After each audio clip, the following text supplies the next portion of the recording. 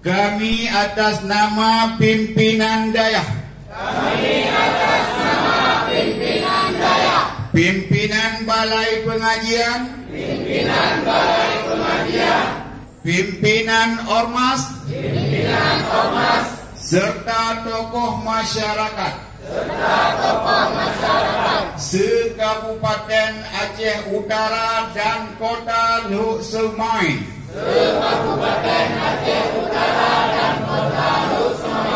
Serta perwakilan kabupaten kota lainnya di seluruh Nusantara khususnya Aceh.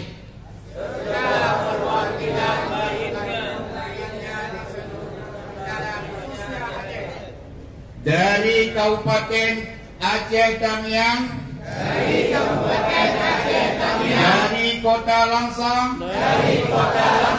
dari Kabupaten Aceh Timur, dari Kabupaten Aceh Tengah, dari Kabupaten Benar Meriah, dari Kabupaten Birun, dari Kabupaten Pidi, dari Kabupaten Pidi Jaya, serta masyarakat, tokoh agama, tokoh adat lainnya.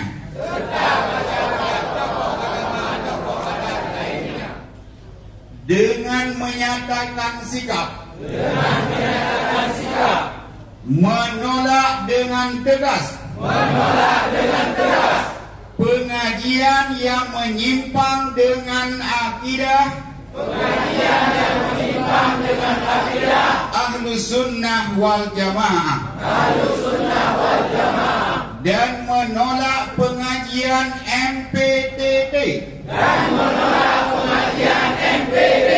selama belum ada fatwa dari MPU Aceh.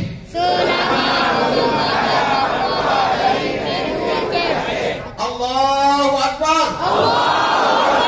Allahu Akbar. Allahu Akbar. Sekian dari kami selaku anak-anak Aceh dan anak-anak generasi akidah Islamiyah Ahlus Sunnah wal Jamaah. Billahi taufiq wal hidayah. Wassalamualaikum warahmatullahi wabarakatuh. Dengan berakhirnya